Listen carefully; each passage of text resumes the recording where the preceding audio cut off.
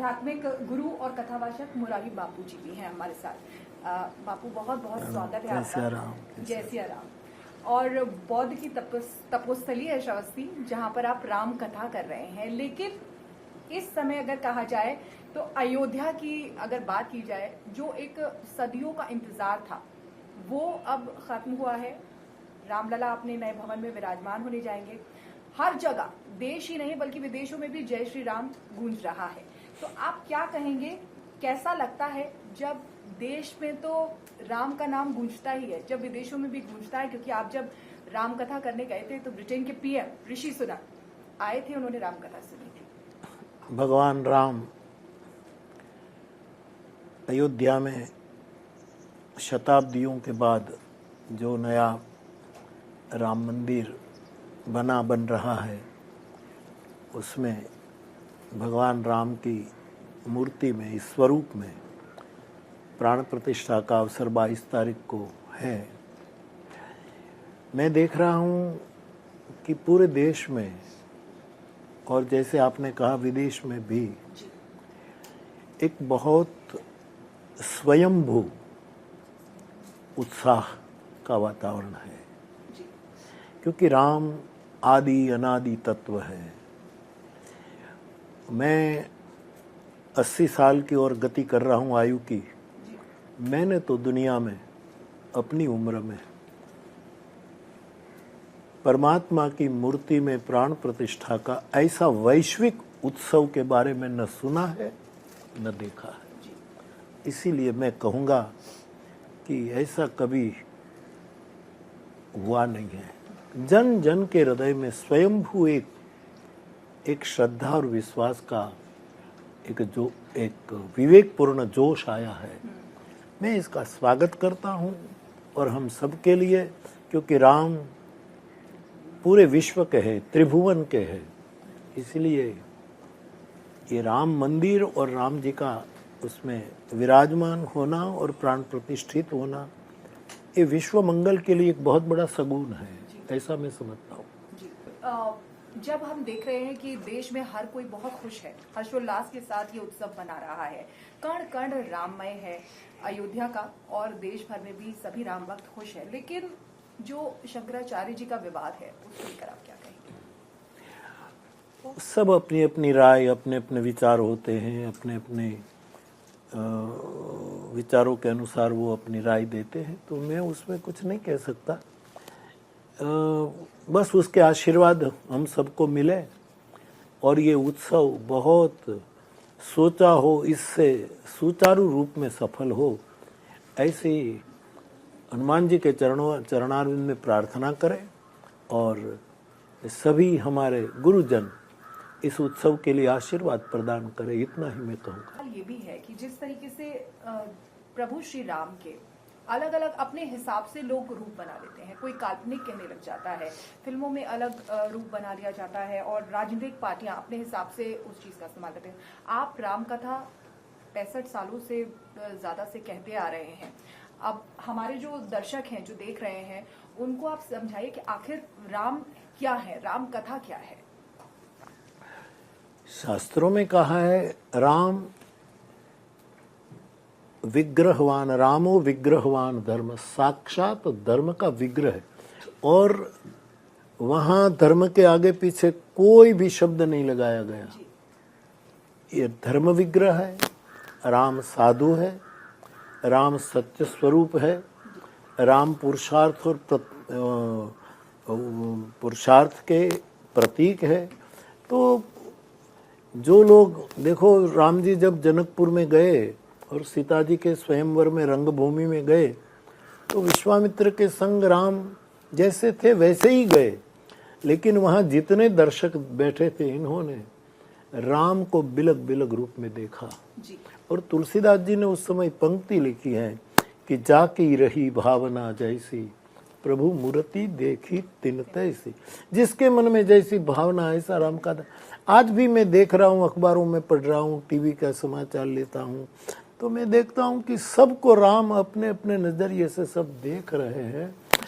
तो इसमें हम क्या कहें, लेकिन राम रामायण की जो सीरियल चलती है, जो मूवी आती है, मैं इतना विनय जरूर करूं कि जो रामायण के बारे में कुछ फिल्माया जाए तो इन सभी को मैं विनय करूंगा कि उसका बेज वाल्मीकि रामायण और रामचरितमानस होना चाहिए, क्योंकि ये जग प्रसिद्ध है।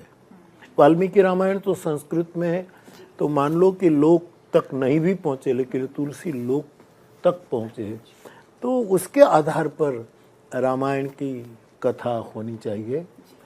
क्योंकि रामायण तो बहुत है, वो कहीं से कोई लेकर के कुछ डाले तो कई लोगों को लगता है कि ये प्रसंग कहाँ से आया, तो बेस ये बनना चाहिए, ऐसा मेरा विनय है।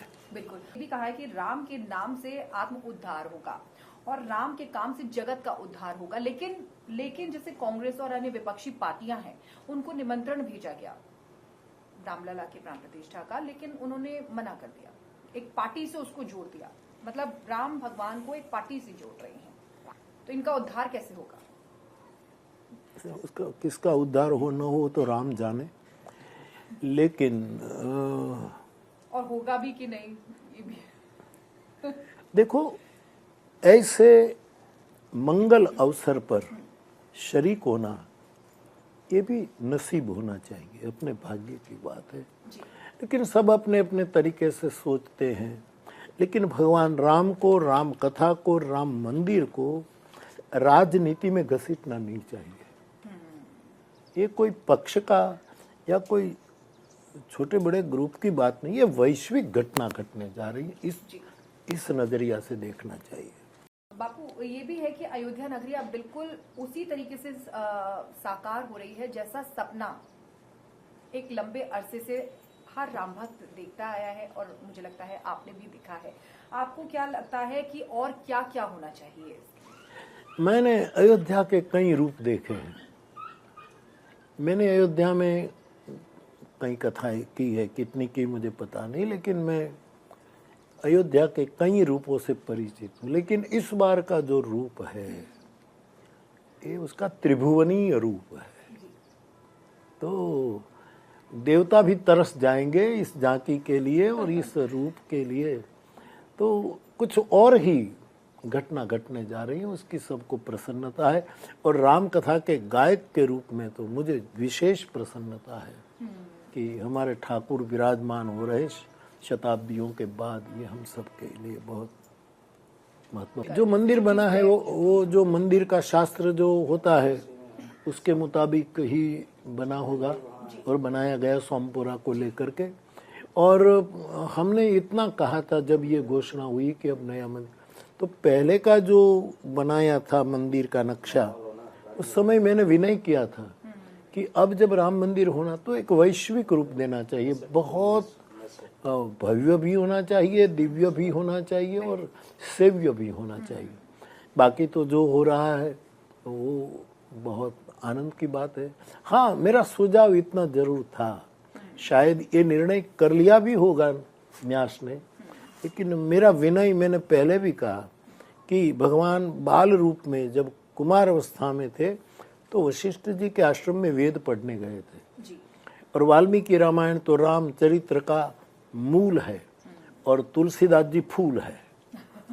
तो ये तीन ग्रंथ भगवान के मंदिर में ठाकुर जी के सामने वेद हो, इस तरफ वाल्मीकि रामायण हो, इस तरफ मानस हो, तो ये भी स्थापित होना चाहिए। ये शायद सोचा भी होगा, मुझे पता नहीं है, लेकिन यदि मुझे पूछेंगे तो मैं विनय करूंगा कि यदि व्यवस्था हो तो ये तीन परम ग्रंथ की स्थापना भी प्रभु के मंदिर में हो। मेरा सवाल ये भी है कि आप इतने समय से राम कथा कह रहे हैं, मुझे लगता है कि दुनिया के हर कोने में आपने लगभग राम कथा कही है, तो फिर इस तरीके के विवाद क्यों उठते हैं कि राम मांसाहारी थे? ऐसा क्यों कहा जाता है? ये क्यों कहा, मतलब प्रभु श्री राम के लिए ऐसा कहा जाता है? राम कोने कोने में है, कण कण में है, हर जल सीकर में है, नभ में, हर जगह राम व्याप्त है। ये ब्रह्म है और ब्रह्म संकीर्ण नहीं होता, व्यापक होता है।